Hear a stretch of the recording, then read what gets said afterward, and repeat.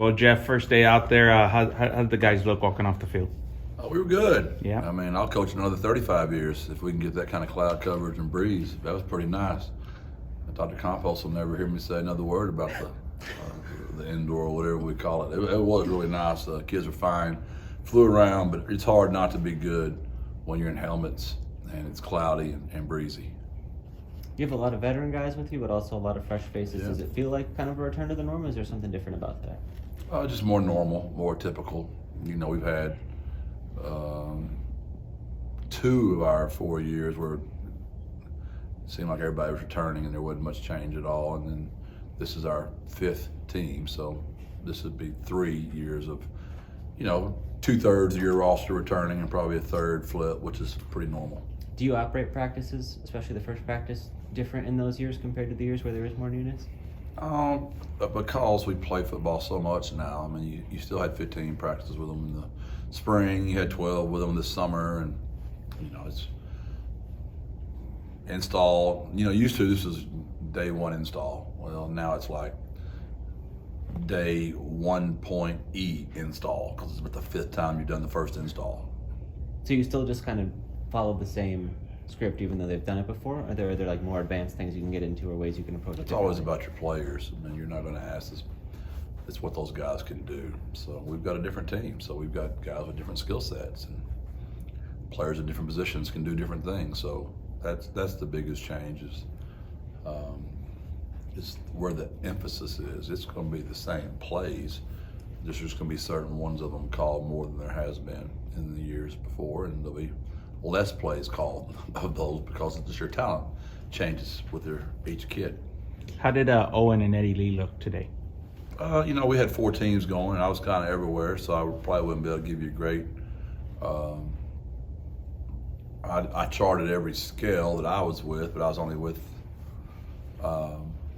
half the groups because we were split. And I charted everyone in one-on-one, so.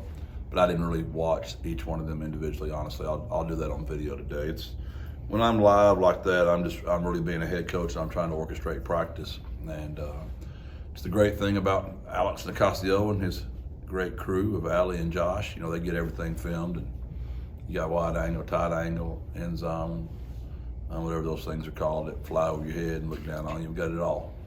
Wanted to ask you about the running backs. It's a big group as compared to years past. I mean, looks like there's a lot of talent in that room. How do you guys, balance the workload with all of those guys? Is just spreading them out over the 4 teams for now? Yeah, it's easy now because we're going 4 deep, so you need everybody and nobody's injured yet. Yeah. But pads get issued out, Friday, shell, so you'll start getting bumps and bruises, and it'll all work itself out. But luckily, the top 3 guys are all back from last year. We have a lot of high hope for, Brandon. He's been here for a while, and he's a good football player. And then we brought in, a little flavor from Beast, Texas. So we're excited about those guys. And we brought in 2 young guys. So we've got 5 veterans and 2 young guys in the room. So that's a high number. Getting Frankie and Will late as true freshmen, obviously. And we're excited about all 7 of those guys. You mentioned yesterday the more quiet leadership style of this group. Was there anybody who was kind of more vocal today or lighting the fire under everybody to get things started? No, it was pretty much what we thought it'd be. Just those older guys, their turn. Ken Robinson, Jamal Ligon, Oscar Cardenas, those kind of fellows. Kavorian. How's the health of the guys on this first day? It seemed like there was only a few guys that now. Yeah, we had a calf. Get flared up out there. We had a little bit of crampiness and throwing up a little bit, but nothing terrible. What are your kind of own goals for this first week of fall camp now that y'all are a month out from the season? You just really want to get your depth taught. You want to make sure you get a lot of guys taught. You're going to need them all before the year's up, because eventually we'll be no more 4s. It'll be just 1, 2s, and 3s, and then it'll go down to 1s and 2s and scout team. And so right now it's just to get stuff taught and hold them to a standard, so we can get off to a fast start. I've said it a million times before. That was a long September last year. 1-3. So that was a really tough September, and it makes me quit listening to Earth, Wind, and Fire. We're talking to Devin McEwen today. How has his game grown from one year to the next as he kind of enters his second season in the program? Devin's been a pro since he's been here. Him and Amador are just different. They're 85-year-old men captured in 18, 19-year-old bodies. They're very mature, wise beyond their years. Anybody can coach McEwen and Amador. Jeff, that linebacker group, I was watching them doing some drills. It looks a lot different with the new additions there. Can you just kind of speak to what those new guys bring to the table? Yeah, we're just deep, man. We're deep. Brevin, from Marshall, Texas, known him forever. And then Blackshire, from a great program in Dallas as well. Two guys that have played a lot of football. They're older, and we feel good about our young guys that we haven't ever had, LBJ get healthy. He's always been injured, but we think he's going to really come on as well. So we're excited about that room. We really are.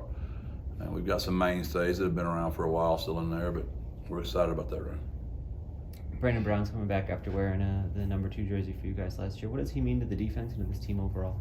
He's a lot like Amador McEwen. He's an 85-year-old man trapped in a 22-year-old body. He's an old soul, just a wonderful human. Really believes in the program. A really good football player. He's been a great nose guard for us. And I'm excited for Brandon. Those are the guys, man, that we've been through so many battles together. And he's obviously a single-digit guy.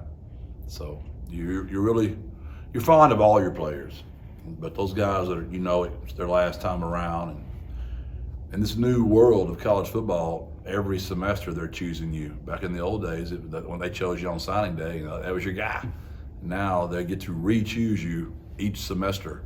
So it kind of makes it, even more special, the guys you're coaching, because I know all of them pretty much. All my good players have been poached and tried to take out of here, and they all stayed, and that makes me feel good, and he's one of those guys. When you have not just the experience level, but the personality types that you talk about with some of those guys, does it allow you and the other coaches to focus more on different areas with some guys who maybe don't need as much kind of oversight or attention day to day? Oh, yeah. I mean, just like you at your work, I'm sure there's some guys that are drama queens, and there's some guys that just do their freaking job.